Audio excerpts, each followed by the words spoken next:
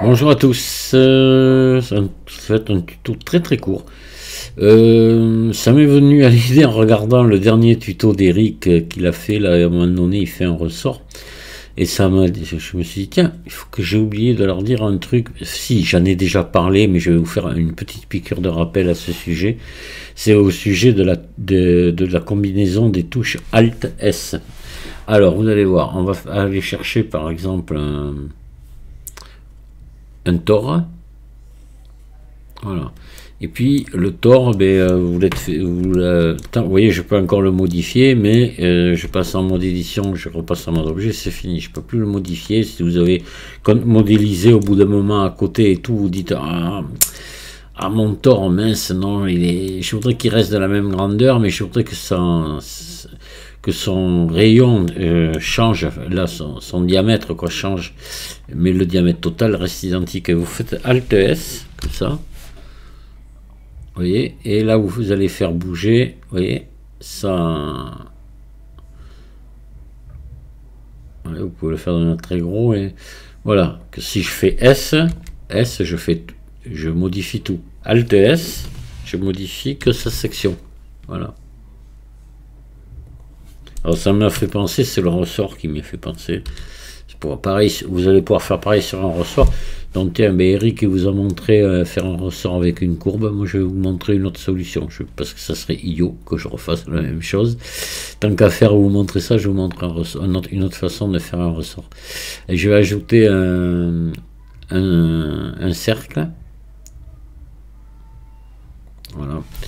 Je vais le passer en mode édition, je vais le réduire, je vais lui faire un RX90, voilà, et je vais toujours en mode edit, je vais l'amener par là, et comme ça quand je repasse en mode objet, vous voyez que l'origine du cercle est au centre, sur le curseur 3D, c'est ce que je veux. Et là je vais lui mettre un modificateur vissé, voilà, et là je visse ici, donc ça augmente le diamètre, et là le nombre d'itérations, voilà, je fais un ressort, d'accord. Et après si je veux qu'il soit un peu plus beau, après on pourrait mettre des subdivisions de surface, sinon si vous voulez pas mettre de subdivisions, on monte un petit peu ici, on va monter par exemple, aller à 26, voilà, et là vous l'avez beaucoup plus beau, et puis vous appliquez. Voilà, vous avez un ressort. Et là maintenant, toujours pareil, si vous voulez changer son, vous dites mon ressort, le fil un peu trop gros, je voudrais qu'il soit plus fin. Bon, allez, Alt S, pareil, comme je vous ai montré tout à l'heure, et vous faites varier, voyez, votre ressort. Voilà, voilà. Tout simplement, et cette combinaison Alt S, il faut toujours penser qu'on l'a sous les doigts sur le clavier. Elle peut rendre de gros services comme ça. Plutôt que de tout refaire, recommencer à reprendre un autre truc, voilà, comme Eric vous a montré avec la spirale, eh bien, plutôt que de revenir effacer, reprendre une spirale, recommencer, vous faites un Alt S une fois que votre ressort est terminé. Et voilà.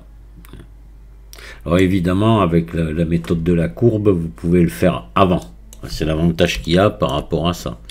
Voilà, par rapport là, on est sur un maillage direct qu'avec une courbe. L'avantage de la courbe, c'est pour ça que moi je conseille, je le fais tout le temps en principe, et quand je fais un ressort, je le fais tout le temps comme a fait Eric avec une courbe, parce que c'est beaucoup plus pratique, parce que ce qu'on vient de faire là, le Alt S, et bien dans la courbe, on le fait directement, quoi.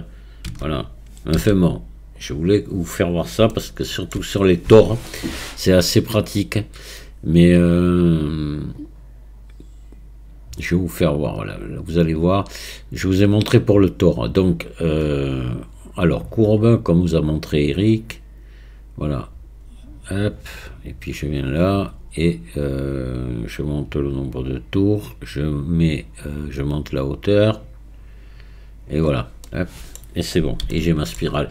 Et évidemment, mais là l'avantage qu'il y a, c'est qu'ici avec la courbe, vous faites ce que vous voulez, c'est beaucoup mieux, hein.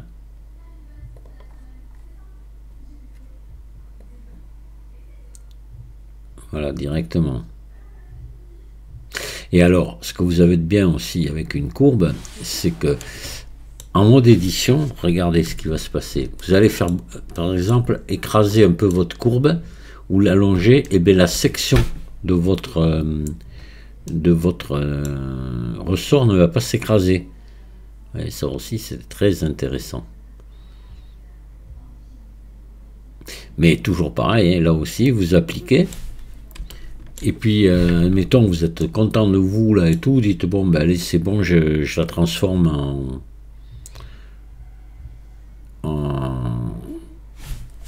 en objet, en maillage, hein. Donc, objet convertir en maillage, voilà. Et c'est bon. Et là, c'est encore pareil, hein. Ben, vous pouvez dire au bout d'un moment, ah mince, j'ai appliqué, et puis j'aurais voulu qu'elle soit plus fine quand même. Ben voilà, hein. Alt S. Hop, et voilà, hein. Tout petite, vous faites ce que vous voulez. C'est pour ça que je vous dis cette combinaison de touches est vraiment très très intéressante. Voilà. Et souvent, on fait, moi ça m'arrive souvent de prendre maillage, un tore. Est-ce qu'il ne vaudrait pas mieux de le faire avec une courbe carrément, hein? Vous croyez pas? Peut-être, si on ce qu'on veut faire, c'est peut-être plus avantageux de prendre la courbe. Regardez, cercle, voilà. Et là,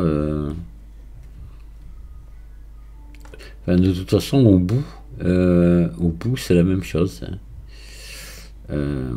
Géométrie, tac, tac, tac, tac, profondeur, voilà, hein. Et on a un tore pareil. Exactement pareil, hein. Après, il suffit de choisir ici sa résolution, hein. Voilà, hein.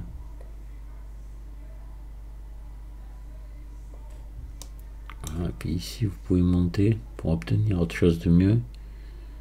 Mais attention, parce que là, je le fais comme ça, mais après, on monte très très haut, et il faut faire gaffe à ça. Après, on a un maillage trop serré. Il faut attention au réglage quand vous le faites dans une courbe comme ça. Voilà. Objet, convertir en maillage. Vous voyez, là, j'ai quand même un maillage assez conséquent. Bon, mais c'est lissé. Là, c'est pareil. Si je fais ombrage lissé et que j'y mets une subdivision de surface, ça va être aussi très serré aussi. Il n'y a pas de secret. Si vous voulez avoir quelque chose de propre, hein, il faut du maillage, hein. Voilà, hein, vous voyez, c'est pire là, hein. Donc la courbe, ça des fois, moi j'y pense pas.